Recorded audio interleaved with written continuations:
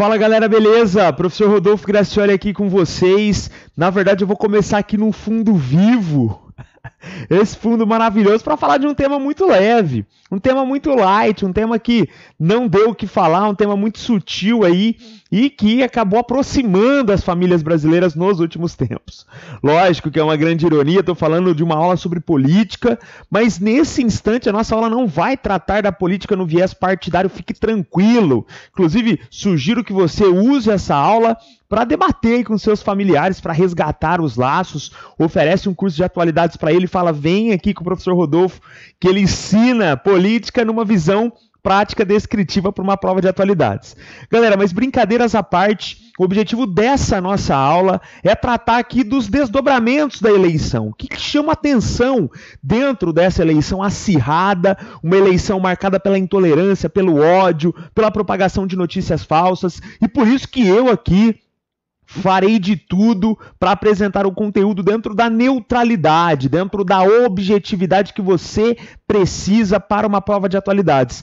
Lembra disso, o examinador não quer saber o seu posicionamento político partidário, ele não quer saber o meu posicionamento político partidário, ele quer saber o que é destaque, o que chamou atenção, o que foi noticiado, aonde cabe uma questãozinha importante da prova de atualidades. Então é isso que ele quer, esse que é o compromisso, isso que a gente vai fazer a partir de agora, tudo bem?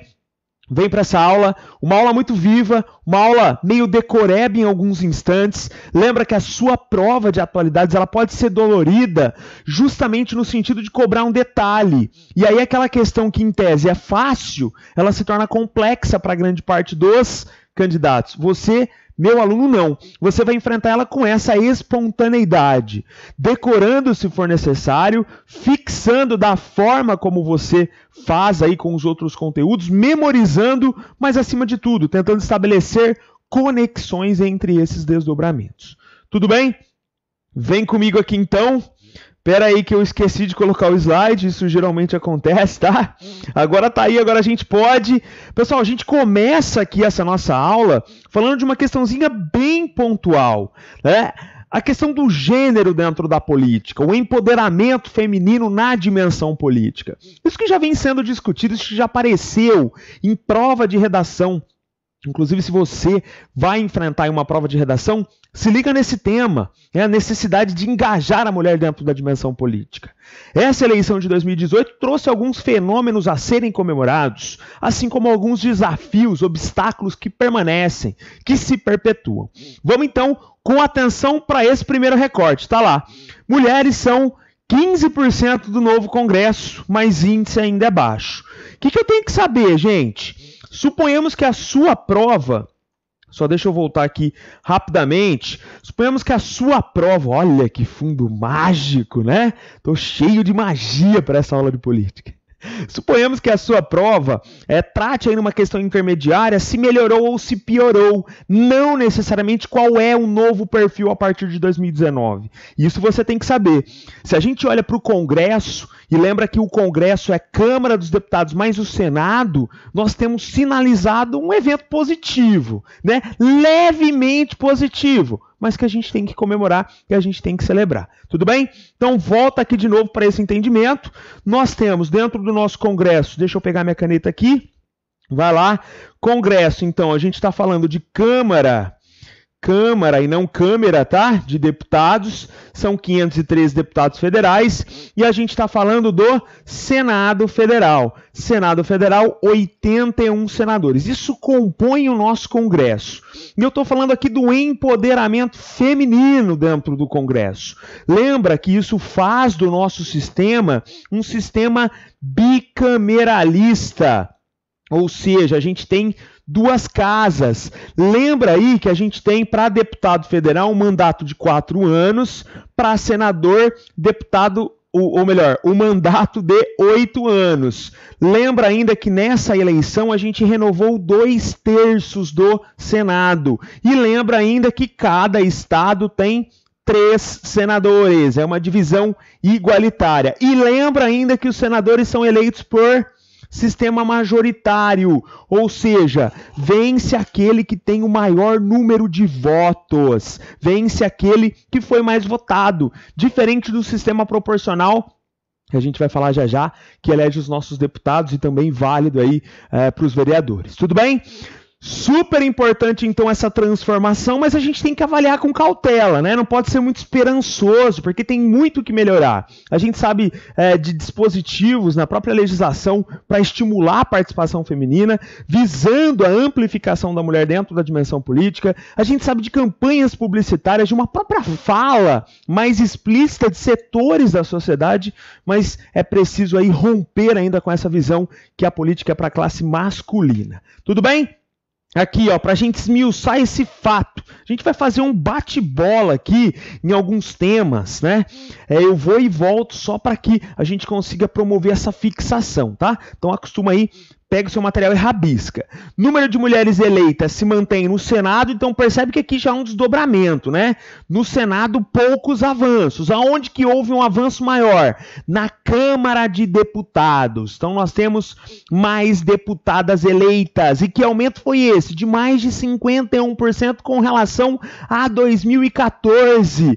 Nós temos, a partir de 2019, 77 mulheres. Chama atenção ainda que dentro do nível estadual, ou seja, nas assembleias, um crescimento de 35%. Então, também um crescimento a ser comemorado.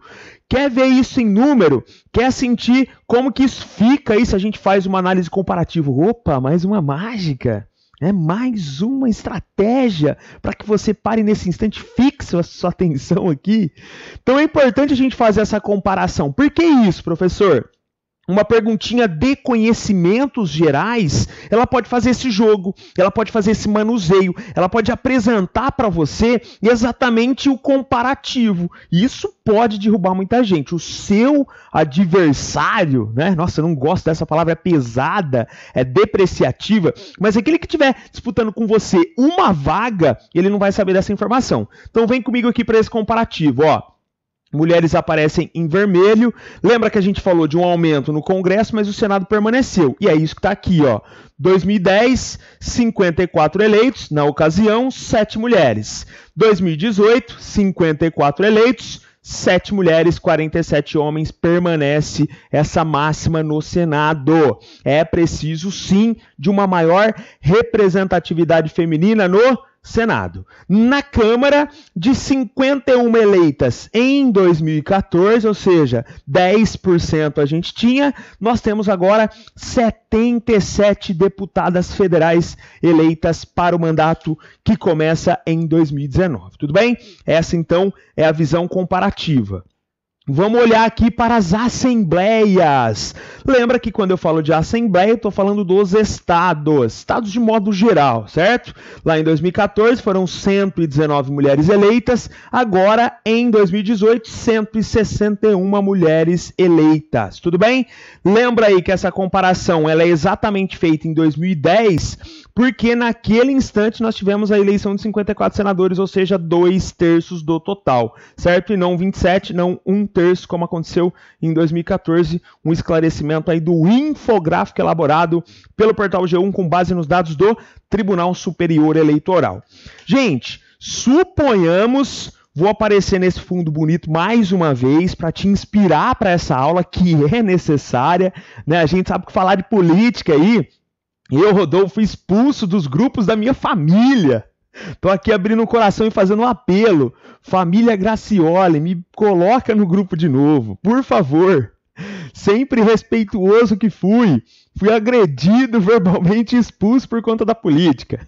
Mas beleza, nesse instante tudo é válido desde que a gente saiba levar com sutileza essas situações. Importante numa provinha, uma questão de conhecimento geral, uma questão mais aprofundada na dimensão teórica, ela pode trazer aí a legislação, né? Porque a gente tem um salto de participação feminina ainda sorrateiro, ainda muito ligeiro, mas isso a gente deve a uma legislação mais específica, além de tudo que circunda essa temática. Se a gente pega os dados hoje do Brasil, gente, tem um ranking que se chama Ranking da União Interparlamentar, que estabelece a proporção de mulheres dentro do Congresso, né, dentro do Legislativo Federal. Isso fazendo uma proporção aí com a população, etc. O Brasil aparece entre os últimos colocados. São mais de 190 países. O Brasil aparece aí na última vez que eu vi, na posição de número 156. Isso com os dados de hoje, tá? Se a gente voltar aí a rever esse dado em 2019, certamente nós teremos uma alteração, porque no caso teremos também mais mulheres. A nossa posição deve melhorar um pouquinho, beleza? Mas volta aqui comigo para entender então o lance da legislação. Tá lá, ó. Desde 1997 nós temos uma legislação específica que coloca uma cota mínima de 30% na lista de candidatos. Lembra aqui comigo, isso é importante, que quando eu falo de cota mínima, na verdade é uma cota que estabelece um mínimo de 30 para um sexo, o máximo de 70 para o outro, tá? Então a gente fala que é mulheres porque a esmagadora maioria é de homens, né? De candidaturas de homens. Então aqui a gente tem a leitura já, né, adaptada à questão de 30% de mulheres. Então é isso que está aí. E essa cota vale para a Câmara dos Deputados, Câmara Legislativa, Assembleia e câmaras municipais, certo? Então a gente está pensando aí nesse estímulo. Importante destacar que, apesar desse dispositivo legal, muitos partidos, coligações tiveram que ser notificados para cumprimento da cota. E a gente sabe aqui, agora eu vou falar de uma coisa que é real, né? Infelizmente, gente, não gostaria que fosse, mas é real. Isso preocupa um pouco, né, essa nossa realidade contemporânea. Isso cria aí um certo desconforto para com essa temática, justamente a dimensão dos indivíduos, dos partidos políticos que assumem um comportamento lá de colocar a mulher fantasma ou mulher laranja, né? Que é a mulher que tá ali só para cumprir a cota, né? Depois, pouca votação, o TSE até vai atrás de uma investigação. Mas é o Brasil sendo feito pelo brasileiro, né? Isso que deixa a gente um pouco numa situação aí um tanto quanto desconfortante às vezes, né? Mas enfim, isso acontece, temos que estar preparados para isso também. Então, essa é uma evidência, isso existe sim, infelizmente, né? Mas tá aí para a gente combater, para tentar garantir um estímulo, uma participação da mulher ainda maior. Outro ponto importante, pode aparecer na sua prova, isso de 2018, em maio desse ano, uma decisão do TSE obrigou os partidos a ampliar o repasse dos Fundo Especial de Financiamento de Campanha para as candidaturas femininas. Esse FEFFES, o Fundo Especial para Financiamento de Campanha de 1,7 bilhão no total, que veio aí como uma forma de ampliar o dinheiro para uso nas campanhas. A gente viu que as campanhas milionárias não necessariamente deram muito certo dessa vez, né? Temos aí experiências que provaram isso, mas enfim, um estímulo a essa participação feminina dentro da dimensão política. Tudo bem? Vem comigo aqui na tela agora para ver a proporção conforme as assembleias, né? Esse dado aqui é importante, a banca pode cobrar, por exemplo, qual a melhor localidade no que tange a participação da mulher no ambiente legislativo, né? Então tá aqui, ó, Amapá 33% das mulheres, Roraima 25% de mulheres, Sergipe 25%, Pará 24%, Tocantins 21%, Pernambuco 20%, São Paulo 19%, Alagoas 19%, Rio de Janeiro 17% e assim vai. Ah, professor, eu vou ter que saber a ordem dessa parada, eu vou ter que conseguir identificar qual o estado mais bem colocado? Gente, lógico que não, né? Talvez o mais bem colocado você tenha que saber, né? O Amapá. Mas mais importante do que isso é observar as peculiaridades da eleição. E aqui a gente entra num momento importante depois dessa abordagem mais geral. Quer ver essa reportagem aqui do Globo? Joênia Wapichana, do partido Rede Sustentabilidade, isso mesmo, partido da Marina Silva, que foi candidata a presidente esse ano, né? Uma candidatura apagada diante do cenário político brasileiro. A Joênia, do partido da Marina, ela se tornou a primeira indígena a alcançar o cargo de deputada federal. Gente, olha que fantástico!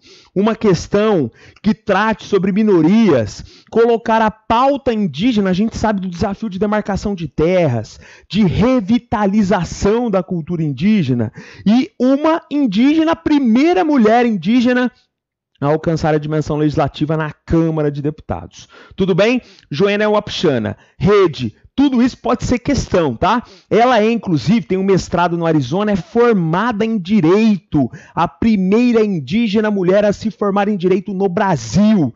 Ela que ficou conhecida lá durante os debates sobre a Raposa do Sol, né? A demarcação de terra da Raposa do Sol, ela esteve no Supremo Tribunal Federal, foi também a primeira indígena a tomar voz ali na instância máxima do nosso judiciário, certo? Mas não para por aí a Joênia Wapichana, desculpa.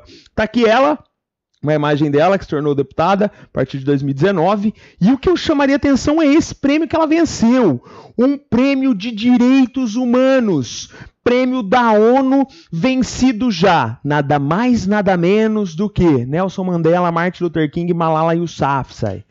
Olha a dimensão. Ah, professor, eu sou contrário às causas indígenas, Não importa isso agora. O que importa é que você coloque o X no local certo da sua prova. E a sua prova pode cobrar isso.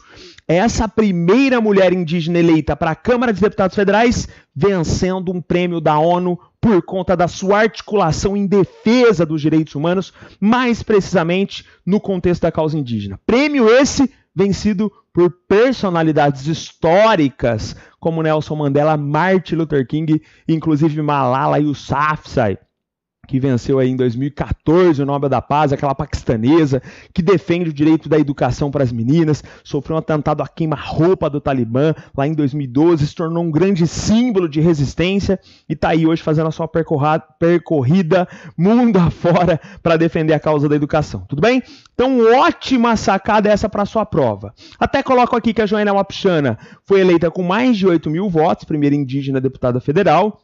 Ela que também foi a primeira indígena a se formar em Direito, tem um mestrado lá na Universidade do Arizona, nos Estados Unidos, fez um pronunciamento na ocasião da discussão sobre a demarcação de terra da reserva Raposa Serra do Sol. Desculpa, eu falei Raposa do Sol, Raposa Serra do Sol. Beleza? Tá aí sistematizado para vocês. A ONU valoriza o prêmio justamente porque é uma forma de você levar essa promoção da causa dos direitos humanos para o contexto internacional, numa era, né, de tantos debates com relação às garantias, às liberdades individuais, coletivas, direitos sociais, civis, humanos, políticos, etc.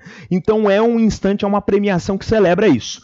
Quer uma outra informação importante? Não canso de dizer isso, vou falar até o finalzinho de 2018, lá em 2019 eu posso repaginar. 70 anos da Declaração Universal dos Direitos Humanos. 70 anos da Declaração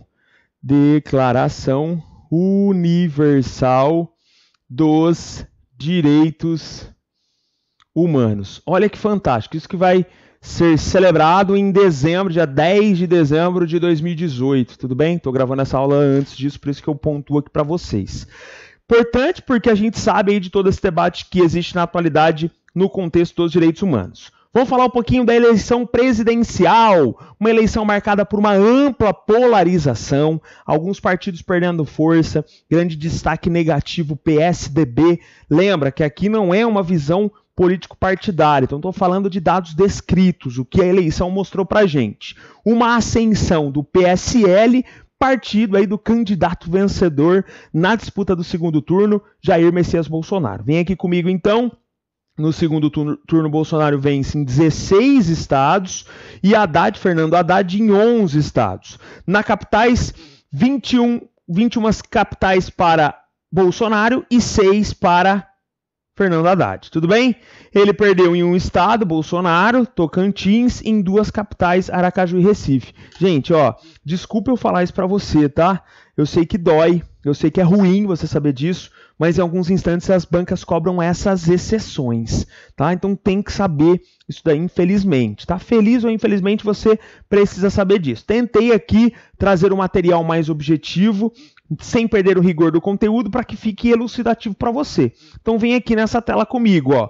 Nos estados, lógico, a banca pode falar do predomínio, né? Talvez Nordeste e Norte, quando eu olho aqui, tá? Mas um predomínio da região Nordeste para o Haddad e demais áreas do país, aí marcada pela vitória do Jair Messias Bolsonaro. E também aqui a capital, onde cada presidenciável ganhou, tá aqui o Haddad de vermelho, São Luís, Teresina, Fortaleza, Recife, Aracaju, Salvador. Essas são as capitais aonde quem venceu aqui, gente, ó, lembrando que aqui é segundo turno, aqui segundo turno, tá?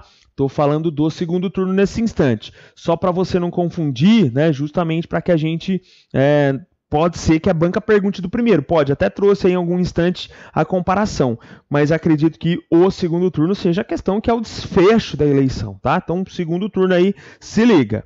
Lógico, né, porque na eleição do primeiro turno a gente tinha outros candidatos. Tá aqui. Segundo turno, Bolsonaro vence em 2.760 cidades e Haddad em 2.810. Ah, professor, mas como que se dá isso, né? Óbvio, né, gente? Nós temos aí algumas cidades com maior contingente populacional. O quantitativo da cidade não representa, obviamente, a maior parte do eleitorado. Eleição presidencial, sistema majoritário, vence quem tem o maior número de votos. Tudo bem? São informações aí importantes. Pensando na eleição para governadores, né? Eu vou chamar a atenção aqui para o fato de que você deve estar atento para a eleição do seu estado, tá? Esse é um curso regular, não daria para a gente falar aqui de cada estado em específico, mas você tem que saber o governador eleito para o seu estado, isso é o básico. De preferência, saber também o vice, numa questãozinha ali que tente pegar você no detalhe.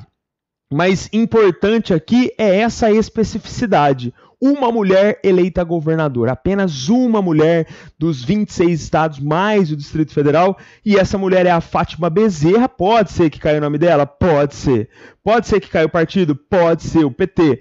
E pode ser que caia a localidade? Deve, né? A localidade é o que deve cair. Rio Grande do Norte, a única região, ou melhor, o único estado, a única localidade comandada por uma mulher, Fátima Bezerra, do PT, tudo bem? Rio Grande do Norte. Essa é a questãozinha que derruba muita gente. Até coloco aqui esse novo infográfico do G1 que faz um panorama, né, para a gente entender. Falamos de um avanço da mulher dentro da Câmara, uma manutenção da quantidade de mulheres no Senado, e tá aqui uma informação importante, porque se a gente olhar historicamente, num passado próximo tem muita coisa para melhorar, né? Então tá lá, mulheres eleitas governadoras.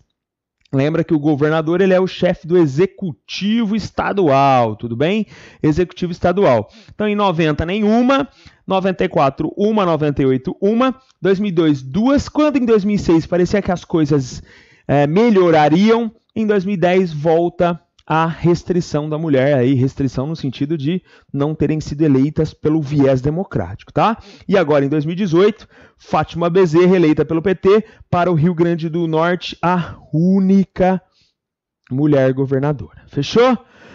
Outros pontos importantes, professor, vamos falar da vida dos candidatos, nós vamos ficar olhando as especificidades aí, a gente tem que saber isso. Por quê? Porque esse é um detalhe que está conectado com uma pauta de ordem social. Então eu coloco aqui para vocês, vem comigo na tela. Primeiro, o senador gay eleito, e obviamente que há uma ampliação da representatividade da comunidade LGBT, eleito pelo estado do Espírito Santo. Lembra que senador eleito pelo sistema majoritário, como eu já destaquei. Mais de 1.117.000 votos. Fabiano Contarato, eleito pelo partido Rede e Sustentabilidade, foi inclusive o mais votado do Espírito Santo. Quem ficou de fora dessa eleição no Espírito Santo foi nada mais, nada menos do que Magno Malta, né, que tentou aí o posto, pleitear aí o cargo de senador. Não conseguiu, mas tem aí uma proximidade com o presidente, provavelmente tem algum cargo ainda não definido quando eu gravo essa aula, tá? Mas beleza, então dentro do Congresso Nacional, juntando Câmara e Senado, será aí o segundo integrante, né, ativamente, explicitamente ligado à questão LGBT, junto com o Jean Willis, que também foi eleito aí graças ao sistema proporcional como deputado mais uma vez. Tudo bem? Então, assumidamente gay no Congresso, agora o Fabiano Contarato e Jean Willis. Beleza, gente? Uma causa legal aí, um tema importante, né? É o que eu digo. Questões que envolvem os grupos minoritários, elas costumam aparecer com força dentro das provas de atualidades e são questões sensatas, né? São questões aí bem corriqueiras. Vem para essa, partido que saltou de nanico para a segunda maior bancada da Câmara. PSL, partido do Bolsonaro, partido que, inclusive, ele passou a fazer parte, né, dentro de uma brevidade aí, né? Ele era do PP, lembra disso, do Partido Progressista, e acabou aí se filiando ao PSL para concorrer à presidência. MDB e PSDB tiveram um enfraquecimento. Lembra que o MDB é o PMDB, né? Eles tiraram o P lá numa tentativa de oxigenação. Que é uma outra questão importante? Essa daqui, ó.